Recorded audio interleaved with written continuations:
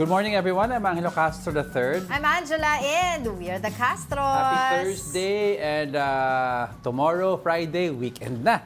Yes. Oo, pero wala. Parang ang daming mainit na ulo yesterday, no? From the Senate to Manila City Hall to ano. Meron pang yung si John Amore, mami pag-usapan natin, Daming uminit na ulo recently. Oo. Ano ba yan? Kalma lang tayo, everyone. Chill lang, chill. Don't worry, be happy. Anyway, kung ano nakikita niyong mga makulay sa table, we have I love this. pianono here. Pianono, can I have that? Oo, and then we have Meron bang Spanish nasa bread. Ang pianono daw, di ba, in-explain ni Direk sa atin. Sige, go, ikaw Was named after Pope Pius IX, na Kaya? nickname niya was Pianono. So they named this after Pope Pius IX. Galing. Galing. Thank you, Direk, Holy for food that pala to eh. for that trivia. Oh. Holy food pala. Naku, you're eating the Pope. Ala. Anyway, sige, matayin pa tayo pag-uusapan. We're serving you news in a countdown. All that before your second cup of coffee. This is Brunch.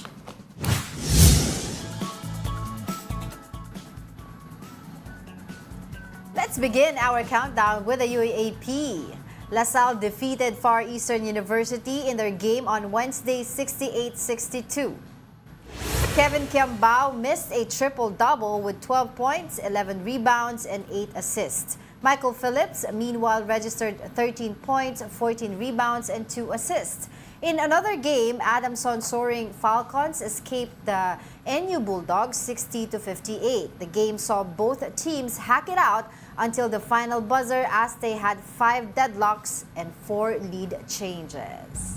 Congratulations, Animo, LaSalle! Yung sa LaSalle, expected victory naman yan kasi medyo weaker team ang kalaban nila. And Kiambao, of course, is one of the best remaining players in the league. Kasi he's old na rin eh, di ba? Parang last year na ba niya to? Definitely daw. This might be his last year. He was offered, Ulitin. if you remember, no, for context, he was offered to play in Japan this year. And he gave up at, was it 30 million, 37 million pesos? Yan yung pinag-usapan niya. Yes. He gave up 37 million pesos to play with LaSalle for 1 more year, which is admirable naman for a player to give up money for 1 more year to support his school and, di ba, and to finish his studies.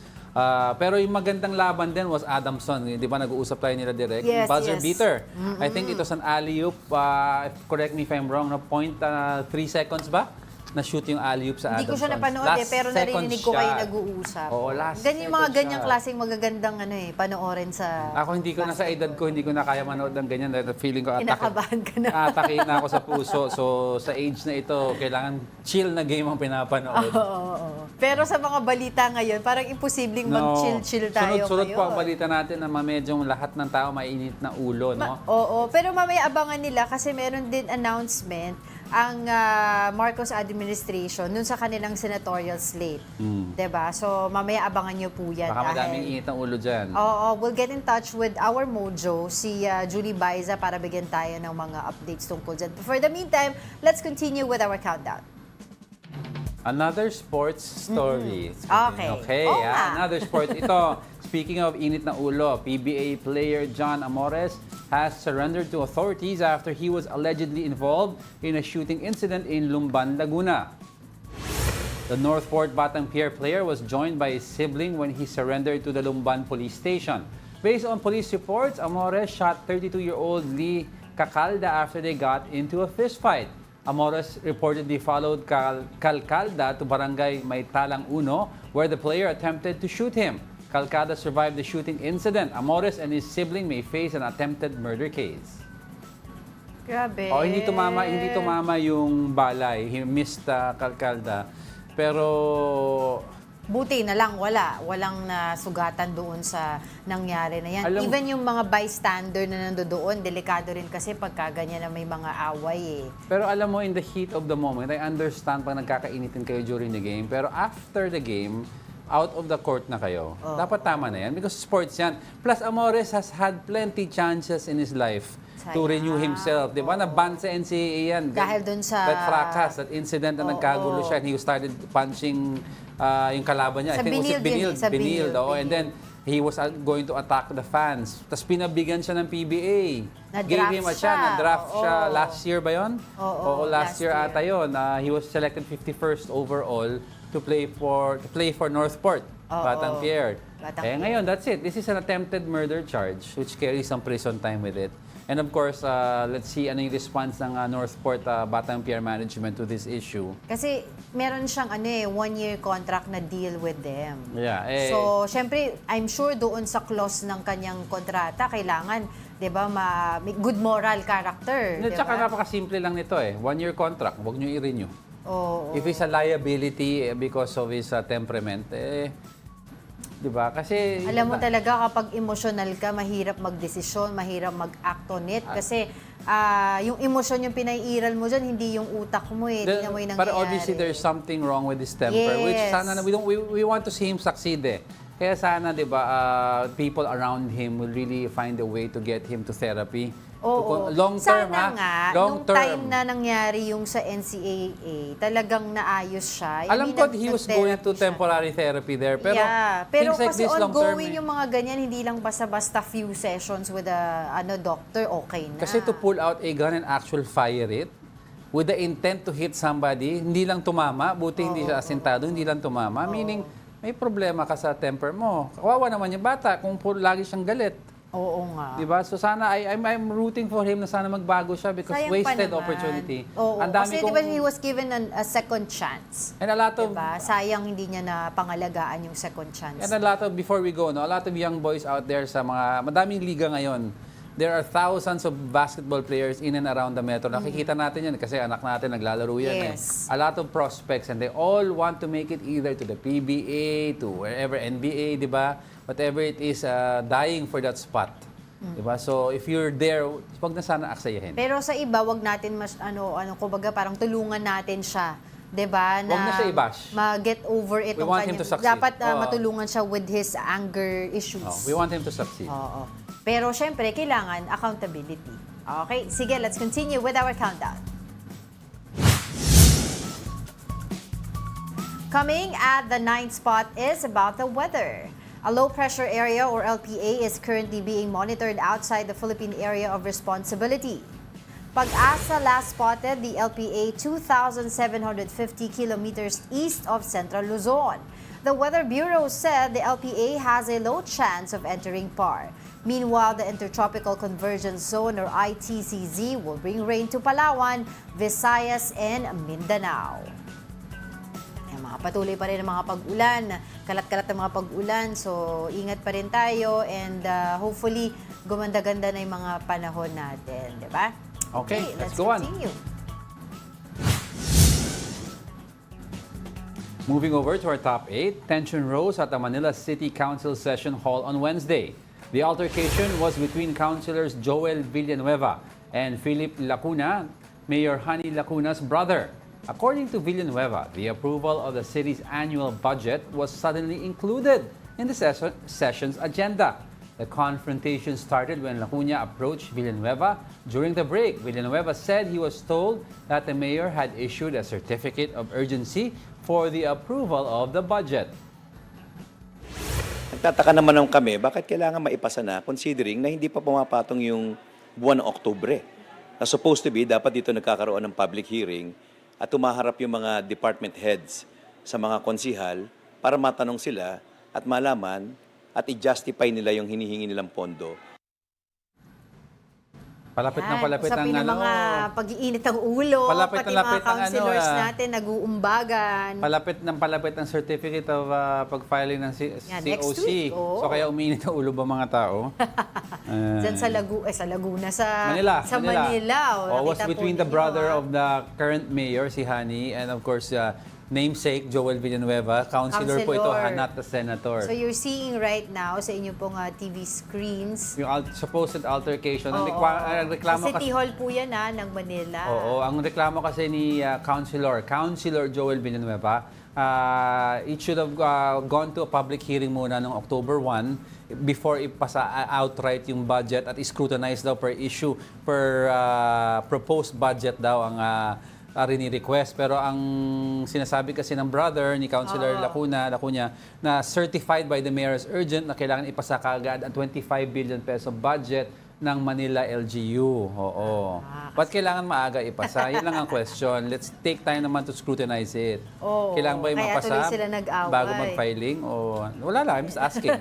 I'm not bringing up Binibigyan anything. ng kulay, ano? Pero yun nga, napakainit ng ulo ng mga Oo, tao. kasi- Yesterday din, actually, the other night yun, pero kahapon lang naipalabas sa social media yung away sa Senate, di ba? Pero eventually, nagkabati naman sila. Oo, kasi magkaibigan naman talaga yan, si Senator Migs at si Senator... Yung awayan naman dun tungkol sa Embo Barangays, di ba? Yes, Kasi oo. sinasabi ni Senator Mig Zubiri, hindi daw yun kasama sa agenda nila Sa for agenda. today. So anyway, may ibang pagkakataon pa tayo pag-usapan niya. But coming up, the Justice Department recommends filing criminal charges against alleged fake Filipino Tony Yang. And one lawmaker says Vice President Sara Duterte could face plunder charges amid bribery allegations.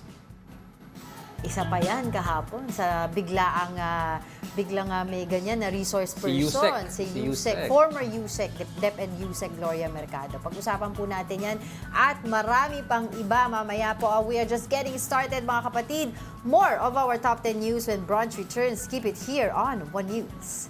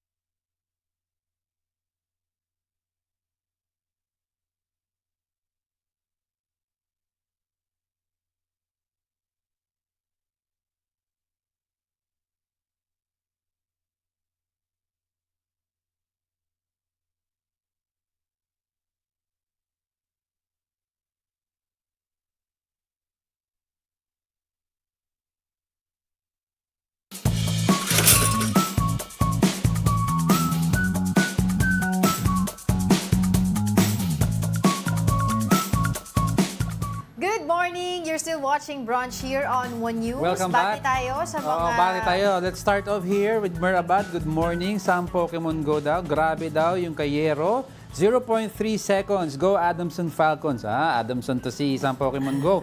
Ralph Domingo, greetings daw to the Castro, aka the chillest pills of Brunch. Aba, chill Thank lang tayo, you. chill. We met him, we met si Ralph sa isang mall. Ito si Gary Phil, good morning daw. Ito si Sanky Edmore. Itong anchor daw na lalaki, palaging halatang anti-Duterte, may dinadalang kalungko. Hindi po ako anti-Duterte, no, hindi po ako pro-Marcos. Sa trabaho po namin, we're taught to be neutral and to deliver facts as it is. So, wala po akong kalungkutan. Ako, napakasayang tao po sa buhay ko. Anyway, maraming salamat sa comment mo. I deeply and deeply appreciate it. Oy, hello. Mina Bernales pala. Happy Ate Mila. Happy Thursday. Oo. And Happy the rest birthday of our to Jessie, Mendez belated. family. Si Juan Miguel Ebron. Migs Ebron. Si Vladimir. At saka si Ate Ringo Lagunsa. Akala ko si Vladimir Putin. Hindi, VJ. VJ, Si Tito Naldi and Tita Daisy Cancio. And of course, si Geraldine Balolong, lagi itong nanonood sa atin. Si Ronald Max Tay, oo, ramdam ko yung galit mo ata kay kay Amores, sasabihan. Kababayan mo yung tagapagsanhan yan. Oo, Pagsanhan Oscar Laguna. N, Oo. oo. Julius Manalo, sino to? Si Kajunyan at saka si Gary Ko. Yan, magandang umaga po sa inyo. Sige, ulaan nyo na po kung ano magiging number 1 namin for today. But for the meantime, let's continue with our countdown. Bilang Pilipino, bilang Pilipino. Coming in at our top 7, the Comelec urges the public to register for midterm elections. The agency has set September 30 as the deadline of voter registration. Those who have been deactivated may also apply for reactivation until Monday. Registrants are advised to prepare all the requirements beforehand to avoid inconvenience. Punta na kayo. Huwag na natin hintayin yung last day. Huwag nyo nang palampasin itong pagkakataon para makaboto sa darating na halalan sa May 12, 2025. Yan sabi ni EA, election assistant. Punta na kayo. Punta na kayo. Pero may point siya, huwag na kayo Totoo maghintay, naman. huwag na maghintay ng last minute. Tapos kapag mahaba yung pila, rereklamo. Alam mo, we're also guilty of that naman Dati, long time ago nung tayo nagpa-register, di ba?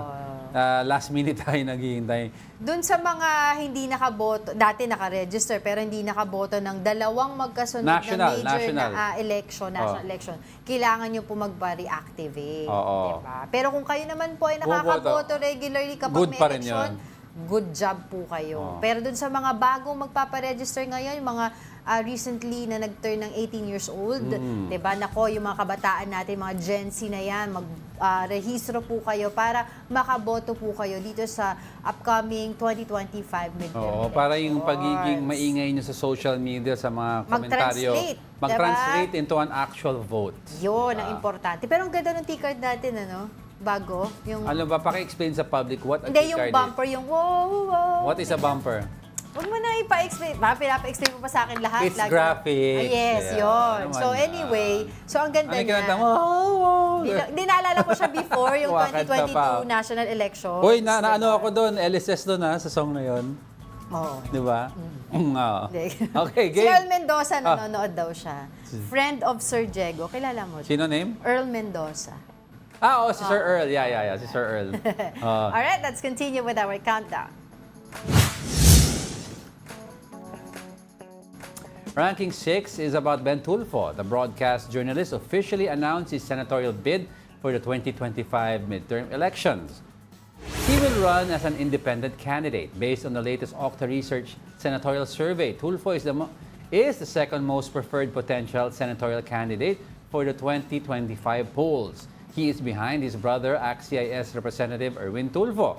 If the two wins in the Senate, they will join their brother, Senator Raffy Tulfo, in the upper house. Parang ang ganda pakinggan niya, no? Tulfo, and Tulfo. Oo, triple T. Sino ba older? Si Senator Raffy ata older, no? Oo, sa kanila ha. Oo. Among Si those Raffy sa looks three. like the Kasi younger of course, one. ang eldest si Ramon Tulfo. Oh, of course. The legendary broadcast journalist yan. And of course, si Ben Tulfo, siya si Bitag. Diba? Si Siya Bitag. Okay. Oo. Sa ano siya before the survey, wala siya sa Magic 12. So dun sa recent survey na pinag-usapan natin the other day or yesterday, kasama na siya, number 3 pa nga siya. Parang statistically tie sila ni ni Erwin Tulfo, ni Congressman Erwin Tulfo. May nagsasabi kasi kaya daw mataas yung tatlo, it's because no holds barred the way they serve the people and the way they work. Hindi daw masyado nakikisaw-saw sa mga issue in politika as much as possible. 'Di ba? Kasi as evidence naman sa program nila Tulfo straight to the point ang pag-aano nila, direct to the point. Siguro that's what Filipinos wanted, to get things done quickly. Oo, kasi Pagod na sila traditionally, napakahaba ng ano. Pagod na sila sa traditional politics na daming red tape, bureaucracy, 'di ba? So they want people who act fast. So if that's what you look at the three Tulfo brothers, Well, they're known for acting fast. Totoo. So tingnan natin kung magta-translate itong mga survey na If to it holds nakita true, natin sa talagang eleksyon, Oo. 'di ba? Kasi minsan may mga instances na kung ano yung nasa survey, tumatama naman yung ilan doon. Kaya lang kasi sinasabi nila pag survey daw, mind condition. Hindi, tsaka very vague yung survey. Nakita mo 8 to 12. Depende sa question Si din. Senator Bato bumagsak sa 8 to 15 ata. Senator Tolentino wasn't even in the top 12. But mahaba pa yan. Things will siya change the moment tapos na ang filing at makikita at may clear picture ka na kung sino yung matatakbo. Then we will see the real numbers come up. Ngayon pa mamaya, ngayong araw na to, inaabangan nga natin, magkakaroon ng official announcement ng Marcos administration ng kanilang slate for the senatorial slate. Nakita natin yung feed kanina from the venue. Abangan nyo po yan, Abangan tingnan natin sino-sino kaya. Pero sige, for the meantime, dumako muna tayo ulit sa ating countdown. Now on our top 5, dismissed Mayor Alice Go names a key POGO figure in an executive session with senators. Here's a report. Senators granted the request of Alice Guo for an executive session. This comes after she expressed intention to name the most guilty in illegal pogos. Senator Risa Ontiveros says Guo's revelation matches that of Senate suspect. She added, however, this doesn't mean that they are already satisfied with the information. For Senator J.V. Ejercito, granting Guo an executive session was helpful. Icebreaker tayo, kahit paano magsalita siya ng totoo. Kaysa naman lagi na lang I invoke my right at ayaw magsalita. Ejercito believes that Guo is only a pawn and not the mastermind of illegal pogos. He added that the dismissed mayor could even be a state witness. Yung ganito kalaking operation, importante lang sabihin niya sana kung sino at di rin natin masisi na may takot ito sa banta sa buhay niya dahil kung international crime syndicate ito, alam naman natin walang takot yan na pumatay. Yun naman importante, malaman natin yung pinakapuno di ba? Ako naniniwala baka pon lang ito yung mga yung mga babaeng ito It's the Justice Department that will decide whether Guo is eligible to be a state witness. Meanwhile, Senator Bato de la Rosa says the name Guo revealed was already mentioned in the hearings. Meron siyang sinabihang pangalan. Hintayin na lang natin kung madesisyonan ng komite na i-share sa inyo. In fact, hindi naman siguro, parang alam niyo parang nabanggit na ba during the hearing? Senators hope to extract more valuable information from Guo in the next executive sessions. Wala pa kuminigay po sa kanya. So, na-involved siya sa POGO but sinasabi niya she is not the mastermind of the POGO.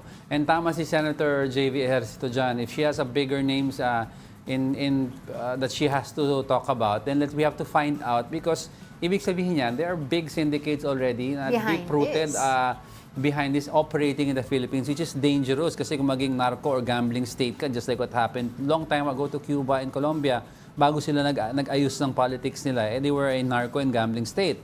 So which is very dangerous. Pero on hindsight, kailangan tignan natin i-review, is it still safe to hold? In the meantime, Alice Go sa detention center na yan together kung meron talaga siyang mga information. If she really has information about a big international crime syndicate, they should hold her separately. Exactly. Kaya nga, ang sabi nga ni Senator Francis Tolentino, siguro kaya daw siya nagsabi ng mga ganito sa executive session, ay dahil yung unang araw niya saan nga siya?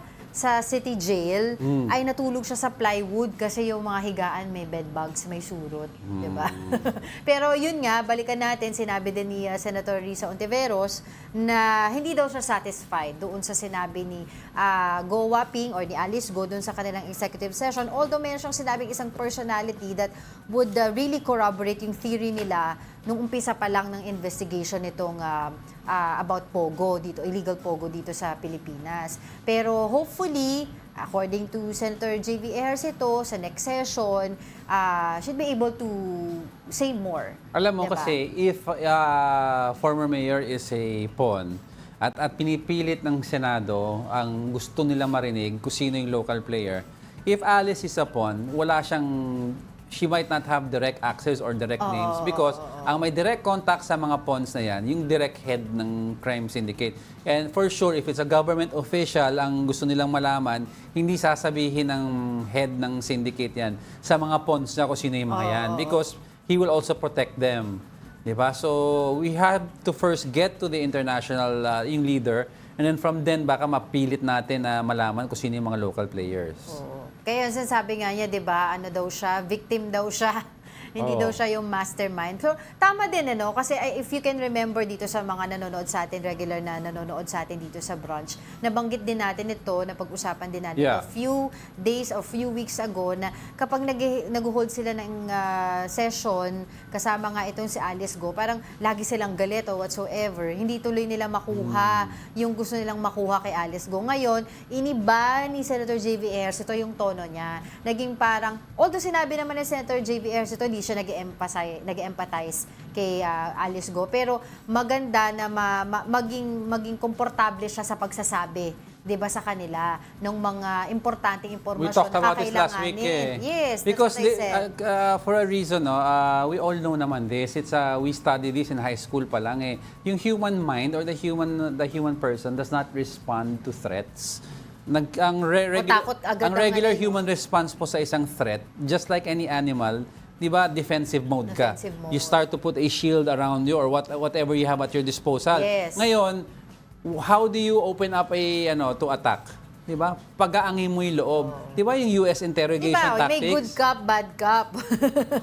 Oo. Sige, so abangan natin yung susunod na executive session with Alice Go kung meron pa siyang masasabing mga importanteng Hindi siya si impormasyon. Alice Go-whopping. Go whopping, Oo. 'di ba? Para doon sa ginagawa nilang Senate hearing dito nga against sa illegal pogo dito sa ating bansa. But of course, itong next na kasama natin sa countdown ay kadugtong ng mga Senate hearings na ginagawa. Ranking fourth is Tony Yang. Justice Secretary Boying Remulla recommends filing of criminal charges against the fake Filipino over pursuing his deportation to China. Remulla explained that filing criminal charges means the government is getting to the bottom of the cases of faking birth certificates. The brother of former Duterte's economic advisor Michael Yang was confirmed as Chinese citizen Yang Jianxin.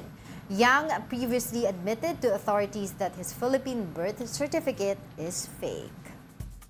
Oh, ang bilis niya umamin eh. Alam mo, pagkatanong lang sa kanya, yes na siya kaagad eh. Yes, it's fake. Diba? Meron siyang fake passport, fake birth certificate For para the maka-establish longest ng time, businesses alam dito. mo, for the longest time since namulat mata ko sa politika, since the 90s pa, parang I've been wanting to, bakit nangyayari na mamayagpag sa Pilipinas yung mga fake government documents? I mean, come on, matagal na nangyayari ito. Buti na address ngayon to. Sa recto pa lang eh. Alam naman natin naging issue na noon yan eh. You have fake Mga driver's transcript license. records. You have, alam mo yung mga fake na transcript of records na yan nung panahon ng 90s sa early 2000? Pag verify mo yung records na yun sa school, nag-reflect. Kasi In other may words, insider eh. it is plagiarized and fake, pero it is connected to the source. Even yung mga license noon, pag verify mo daw yung driver's license na bibili sa recto noon, after makukuha mo daw after 15 days, lumalabas sa system ng LTO. Noong 90s, ganun na yan. So that's why, importante nga. Ngayon dito pala sa natin, buti ngayon, we're trying to look at how we can make our documents, our national documents 2024 secure. na eh, no? 2024 na, ngayon na natin naisip yan. Alam natin may mga mga nangyayari under the table dun sa mga allegedly, 'di ba, dun sa mga government agencies natin, and particularly dito sa pagbibigay ng birth certificates, 'di ba? Na nangyayari ito under the late registration program. And we cannot fault And we've seen a lot of 'di ba, yung mga reports about sa Davao, sa Cagayan, na thousands of fake birth certificates, or actually it's not really fake eh, no? Di ba tawag nila yung legit yung paper, it's just that yung content na nilagay nila ay hindi tama. Falsified. Diba? Falsified. So nakita natin yung thousands of that from different areas of our country. So dapat yan yung dapat tignan ng Senate in aid of legislation. Yung paano nila maaayos yung pagbibigay ng birth certificates under late registration dito sa mga tao na to. Bakit ka tumatawa? You're definitely back. Bakit? Lumalabas na naman ng ugat. Hindi tumitigil. Hindi na ako nakapagsalita. Siguro na-miss mo yung ugat ko more than anything. Pinapakinggan, na-miss ko yung ugat. Pinapakinggan ko ang puwang kung kailan ako pwede sumingit magsalita. Wala talaga eh. Oh, ngayon pwede na. Hindi na. Okay. Pero ano pa yung mga dapat tignan ng dyan sa nangyaring Okay hearing na yan. na yan, Actually, sa Senate hearing, yung pag-uusapan pa natin. border control. Oh, hindi, mama, pamaya pag-usapan natin yan. Diba? Money laundering sa mga, tawag dito, sa mga proseso ng bangko. Yan, napakadami. Okay. But, Don't go away. We're not done yet. May tatlo pa. Stay with us.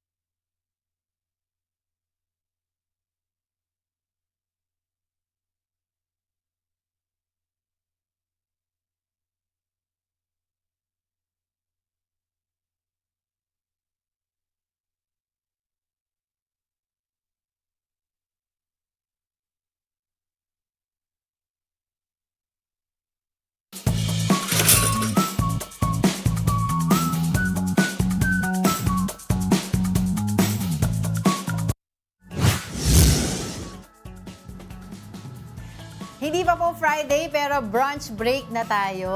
Patuloy po na inaabangan ng mga taga-subaybay ang bagong programa ng TV5 na Ang Himala ni Nino na ipapalabas na sa Monday. Oh, pero bago yan, kausapin muna natin ang ilan sa mga cast members ng Ang Himala ni Nino na sina Paulo Angeles at Kych Minamoto. Kych. Kych ba? Kych? Kitch po. Ay, Kych. Kim, Tama, correct. tama pala ako Kych kanina. Minamoto. Good morning, guys. Welcome to Brunch. Good morning. Morning po Thank sa you inyo. for joining us today. No, okay. Salamat po Of course, the sa- last few days, we've had the other cast members and we talked about the show and characters. Kayo, tanongin namin kayo, ano ba ang roles nyo dito sa new teleserye na ito? Ako po dito si Kuya B-Boy. Magiging close din po kami ni Nino. At the same time, katiwala rin po ako ni Lolo Mars sa mga padala-tala. At the same time, may onting kilig kasama si Queen Ay and Paolo Angeles. May mga love interest. O ikaw, ano naman role Ako mo naman dito? po dito, Teacher Nolly. Teacher Nolly. Opo, Okay. teacher po ako dito ng mga bata sa community namin. And magiging... Actually, lumaki ako kasama si Cedric Juan, which is si Sir Victor. Parang yung family ko nagtatrabaho for them. Hanggang sa kami ni Sir Victor, naging close pa rin. Hanggang sa tumanda kami. Okay. So ngayon, may downfall sa character ni Sir Victor. Ngayon, si Nolly ang tutulong sa kanya. Kasi positive ang storylines natin, di ba? Totoo. Pero magiging estudyante mo din doon o makakasama mo si Nino. Ayun, yun po. hindi Secret. po. Hindi. Baka hindi ko pwede i-reveal Hindi yung ba plotline. pwede i-reveal? Okay. Kumbaga, yun lang talaga yung character description ko, teacher. Okay. Pero so far, wala pa akong tinetape na interaction na sa mga estudyante. Okay. So, yun po. Lalabas pa yan. Lalabas pa Tingnan yan. natin. Pero yun nga pinag-uusapan natin off-cam kanina. This is not your first time na gumawa ikaw, Kych at saka Paolo ng mga teleserye. So can you tell us naman ano yung kaibahan nito yung sa mga role nyo before and kamusta yung working experience ninyo with your castmates? Ako po sa akin, gaya po na sinabi ko kanina sa interview, yung pagdadrive talaga ng tricycle. Medyo nahirapan ako, tas aarte ka at the same time. Pero ngayon yung connection ko with the cast, napakasaya kasi at least mababait po lahat eh. Siyempre, gaya po nito, bagong work at the same time, bagong himala ang ibibigay sa atin ninyo. Yung sa akin naman, ang challenge sa akin, lahat ng role ko talaga, ever since before, makulit. First ever role ko sa showbiz, bully ako.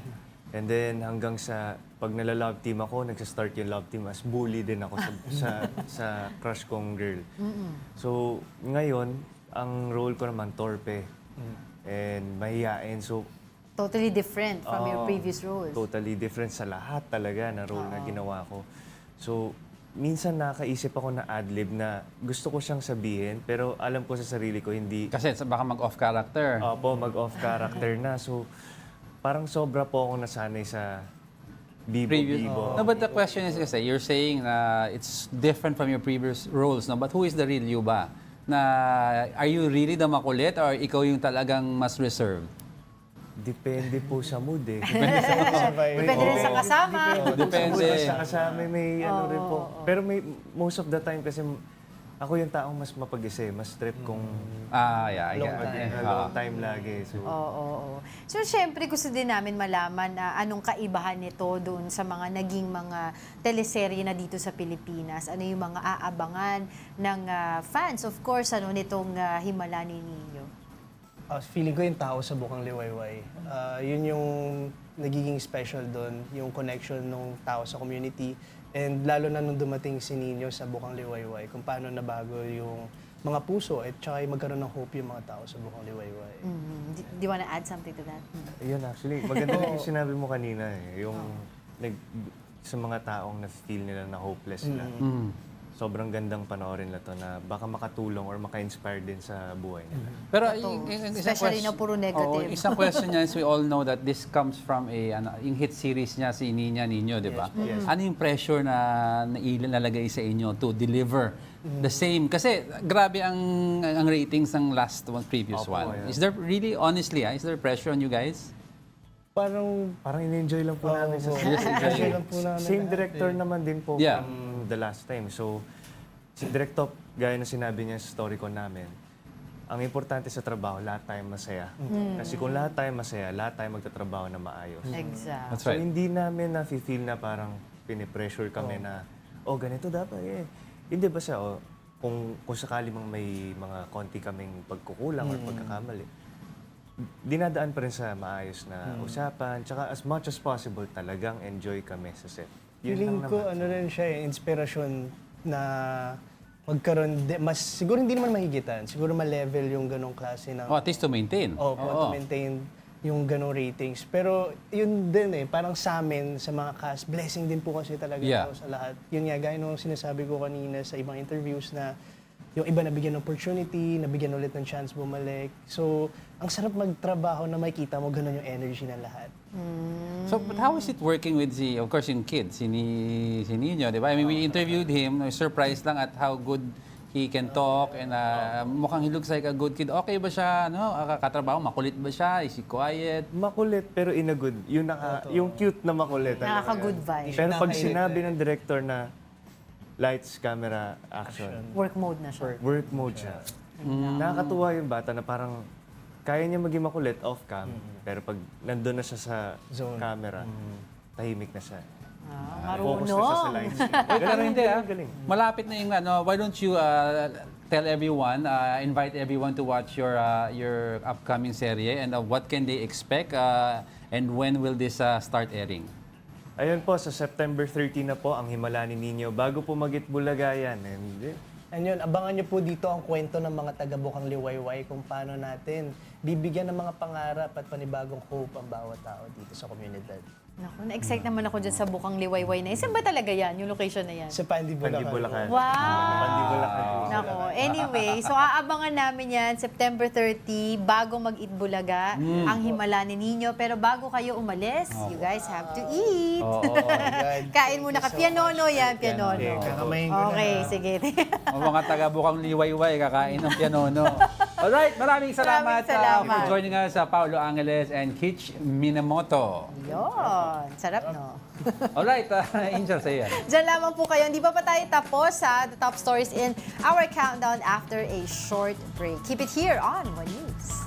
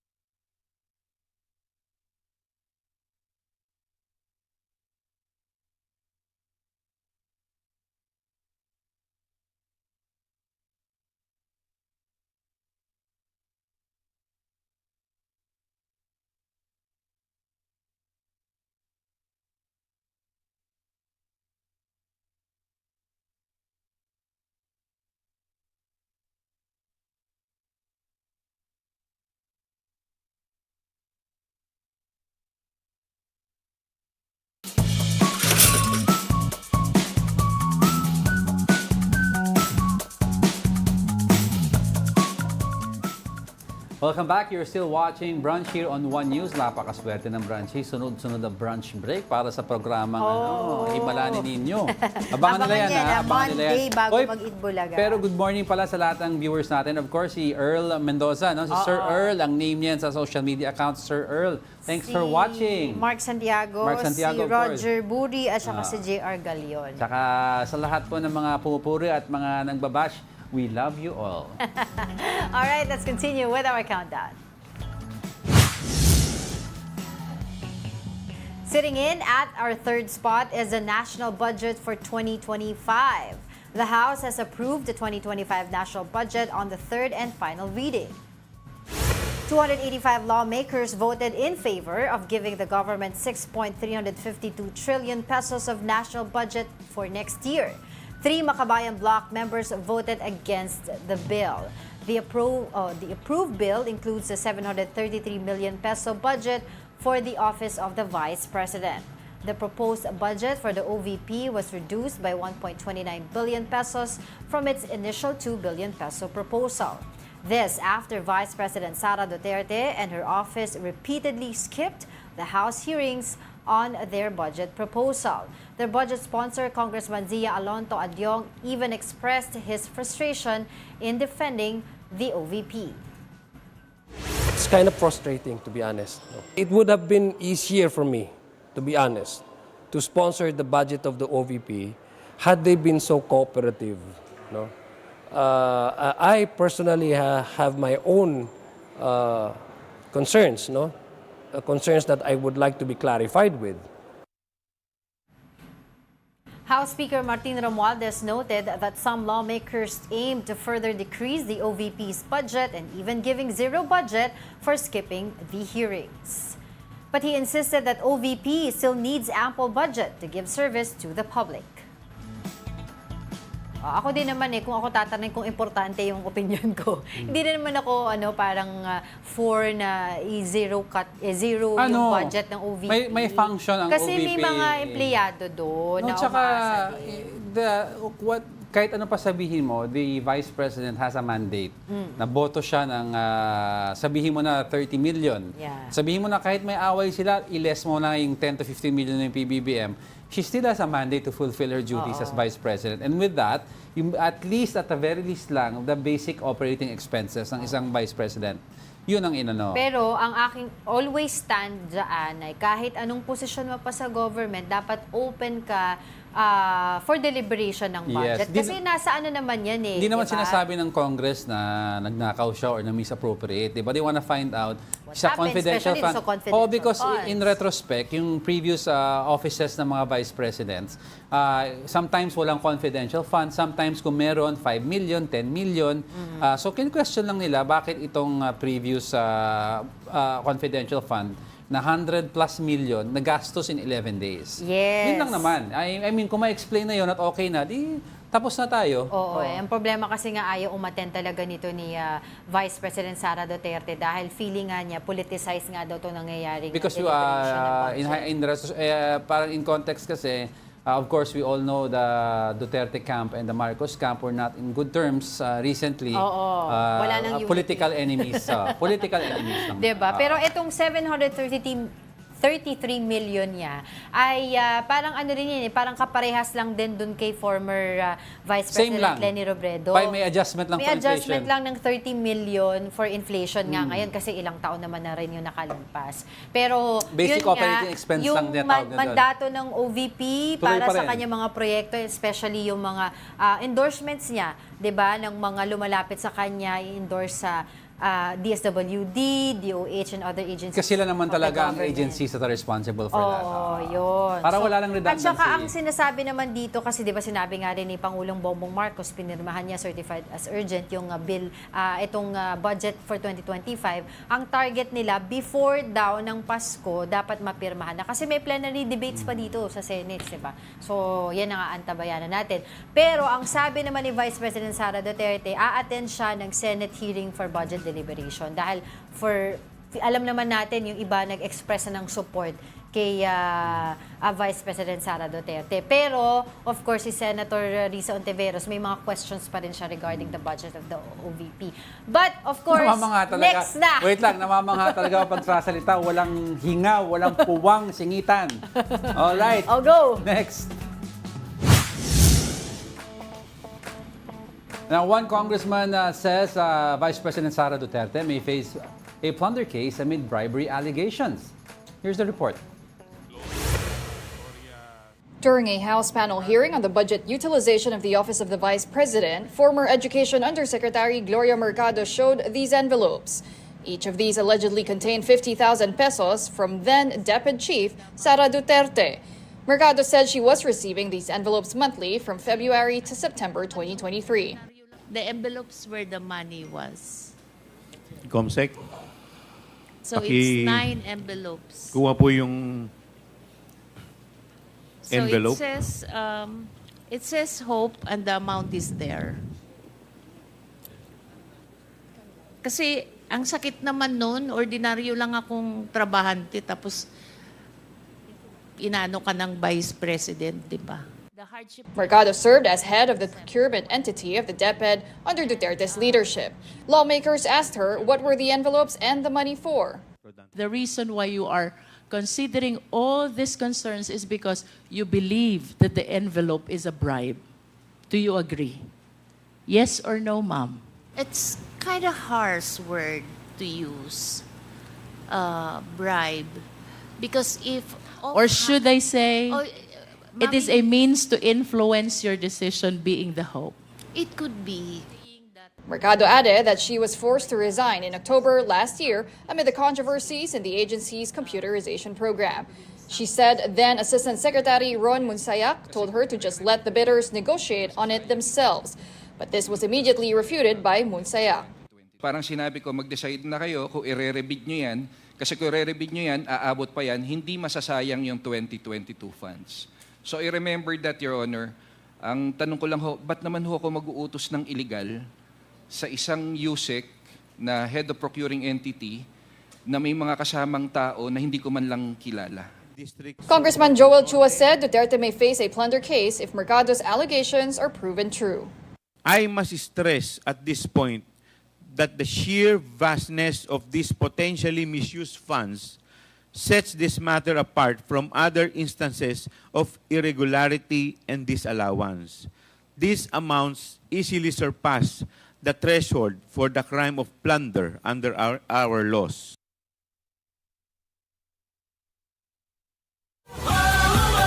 Bilang Pilipino, bilang Pilipino. Eto na, President Bongbong Marcos will announce the 12 senatorial bets of his administration for the 2025 elections. Let's tune in. Una sa kahit anong larangan, ang tagumpay ay karangalan. Alay o ihandog natin sa bayan. Ang ulit nang napatunayan ng Pilipino, ang husay at takas, kagandahan at talento. Makipagpaligsahan kahit anong oras, ang bagong Pilipino, ang bagong Pilipinas.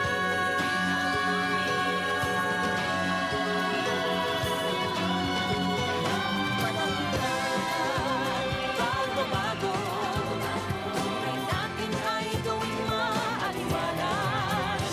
Rangiyan, magandang bukas, subungan ng bagong Pilipinas.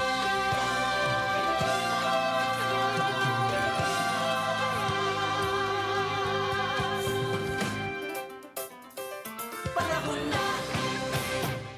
Panahon na. Manatili po tayo nakatayo para sa pambansang awit ng Pilipinas na susundan naman ng isang panalangin na pangungunahan ng Tanglawan Singing Ambassadors. At panghuli, ang sabay-sabay na pag... You just saw PBBM. You had there also si Mayor Lani Mercado.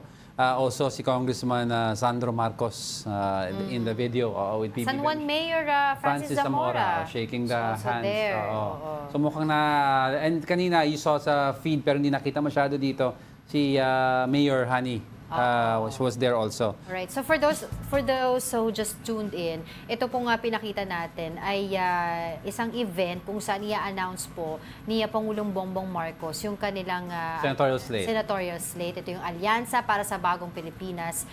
Slate po nila for 2025 polls. Mamaya pag-usapan natin kung sino-sino yan. But for the meantime, dumako muna tayo sa ating number 1. Our top story for today is Vice President Sara Duterte. VP Sara denied the accusations by former Education Undersecretary Gloria Mercado against her.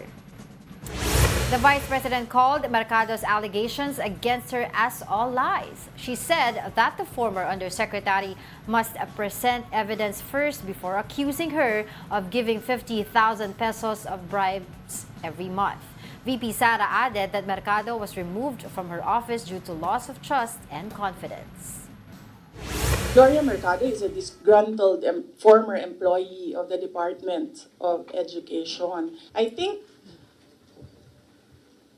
hindi lang siguro niya matanggap na kasalanan niya kung bakit siya pinalayas sa Department of Education. Pero hindi din talaga namin matanggap na magsusulisit ka sa isang private company on paper 16 million. And then, kukuha ka ng teacher item sa field, gagawin mong EA sa central office. Hindi pwede yun.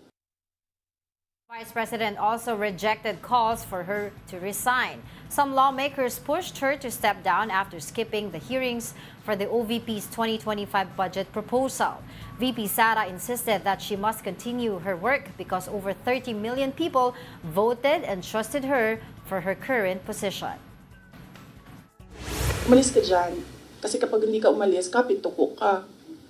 Pero, hindi naman kasi ako sasagot sa young guns. Dahil, kailangan ko sumagot sa 32 million na bumoto sa akin. Hindi sa isa or dalawa na tao. Kaya, hindi ako aalis dito. Pero you know, I understand wala pang direct link naman kasi yung money if it's true or kung diretso galing kay VP Sara o hindi. We have in fairness to the OVP. We haven't seen the envelopes yet. Kahit even if you see the envelopes, it hasn't been ano proven ba, may yan. sign ba yun? Whatsoever. Pero I'd like to asan yung pera? Yun ang tanong. Nung dun sa every 50,000 for ilang months, Yeah. diba? So, I read about it at sabi nila, dinonate daw nito ni former Charity, USEC with sa resibo. charity with resibo. Pero yung ano kasi, it doesn't sit well also with a lot of people, yung ginagamit ni VP Sara or any other politician for that matter by saying, I'm only answerable to the 32 million people who voted for me. No, you are answerable to the entire Filipino nation. So you don't just say na Sa 32 sa 30 million lamang. ka maninilbay, mali po yun. Regardless kung hindi ka binoto ng iba, you're still their vice president or president or congressman or senator. So you're answerable to the entire Philippine nation. Ganun daw. Hindi po nanggaling sa akin yan. Isang mga analysts tsaka mga advocates ang nagsasabi yan. May mga, and not only VP Sara, a lot of politicians are used to saying, yung bumoto sa akin, doon ako answerable. Hindi po. Sa buong Pilipinas yun. Pero in fairness to VP Sara, these are merely allegations. So yan ang mga dapat na antabayanan natin sa susunod na hearing. But of course, we have so much to say pero wala tayong oras. And that wraps up today's episode of Brunch. Join us again tomorrow. I'm Angela Lagunzad Castro. And I'm Angelo Castro III. We are One News. All sides, all the time. Antabay po tayo dun sa nangyayaring announcement po ng senatorial slate ng PBBM administration.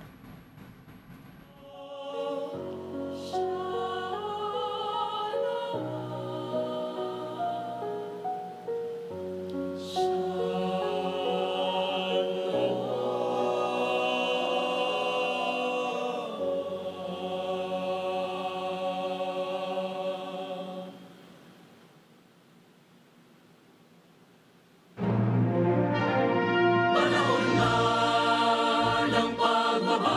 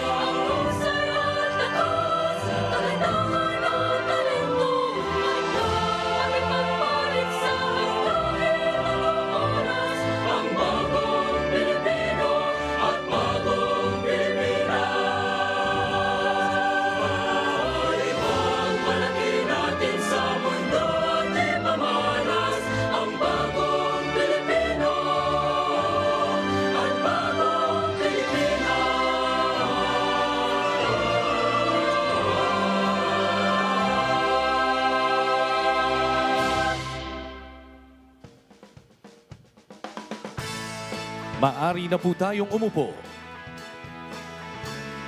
Magandang umaga po sa ating lahat. Tayo po ay nagtitipon-tipon ngayon para sa Alyansa para sa Bagong Pilipinas Convention 2024. Mga kababayan, sa kabila ng pagkakaiba ng ating mga pananaw, tradisyon at pinagmulan, tayo'y nananatiling nagkakaisa bilang isang bansa. Kasama ang I Love Tacloban Band, sama-sama nating damhin ang mensahe ng pagkakaisa, pagkakaunawaan at pag-asa para sa isang bagong Pilipinas.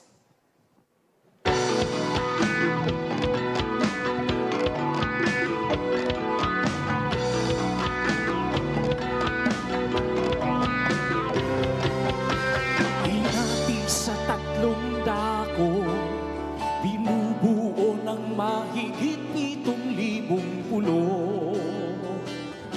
Yan ang bayan ko. Kay lumaki ang kulay namin, likas na masayahin at saan man makarating. Kapansin-pansin ang galing. Ngunit kahit may samot-saring saling-saling, di naniniwalaan. Ngunit kahit may samot-saring lingwaheng hindi ko na naiintindihan, tayo ay isa sa puso't diwa, hindi mag-iiba.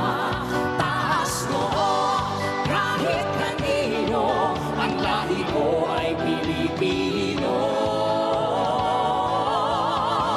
Halina't kilalanin ang lahing di maapilino man, binabagyo man lagi, magsisimula muli. Kay sayang isipin na patungo tayo sa kaunlaran, kahit samot-sari ay mananatili. Isa, isa. Ang pusong Pinoy ay matibay, walang ibang nais kundi ay ang magtagumpay sa patintero ng buhay. Ngunit kahit may samot-saring saling-saling pinaniniwalaan, ngunit kahit may samot-saring nabusong ating kinahihiligan, tayo ay iisa sa puso't diwa, hindi mag-iiba.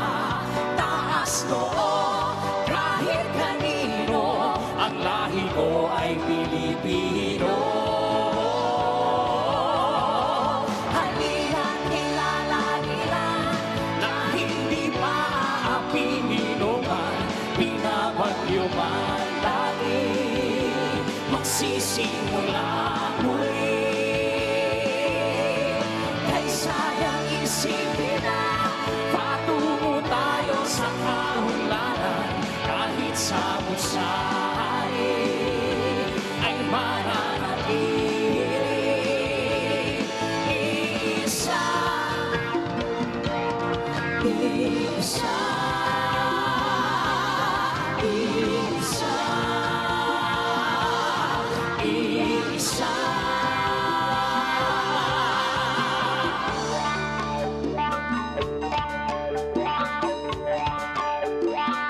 Ngunit kahit may samot-saring sari-sari, di naniniwala. Ngunit kahit may samot-saring higla, ang kailan ba kaya matutuldukan? Tayo ay isa sa puso't diwa, hindi mag-iiba. Taas noo kahit kanino, ang lahi ko ay Pilipino. Halina't kilalanin ang lahing di maapilino man, binabagyo man lagi, magsisimula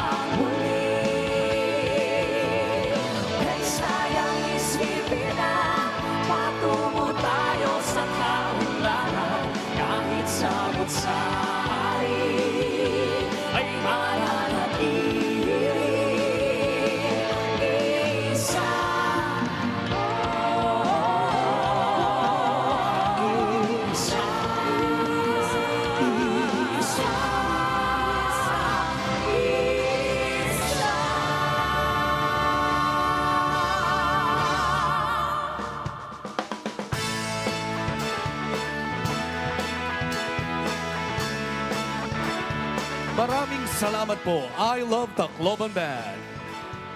Para sa panimulang bahagi ng ating programa, inaanyayahan po natin si House Speaker Ferdinand Martin Romualdez para sa kanyang pambungad na talumpati.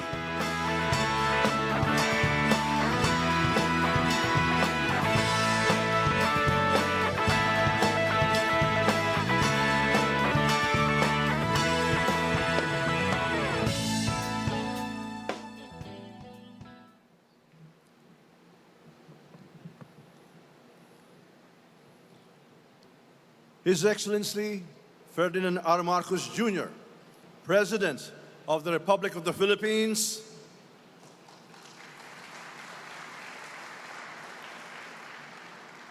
distinguished leaders of our Alyansa para sa Bagong Pilipinas at mga kapwa kong lingkod bayan, friends, ladies and gentlemen, magandang umaga po sa inyong lahat.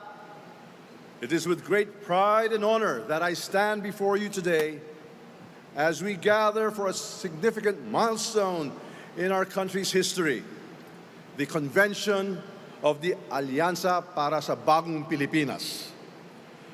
Today marks the reaffirmation of our collective commitment to the vision set forth by our President Ferdinand R. Marcos Jr., a vision anchored on stability, unity, and prosperity for all Filipinos.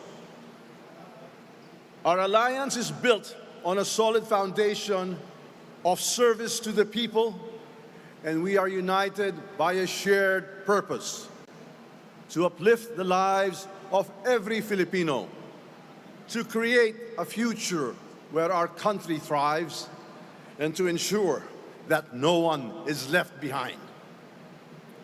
When we look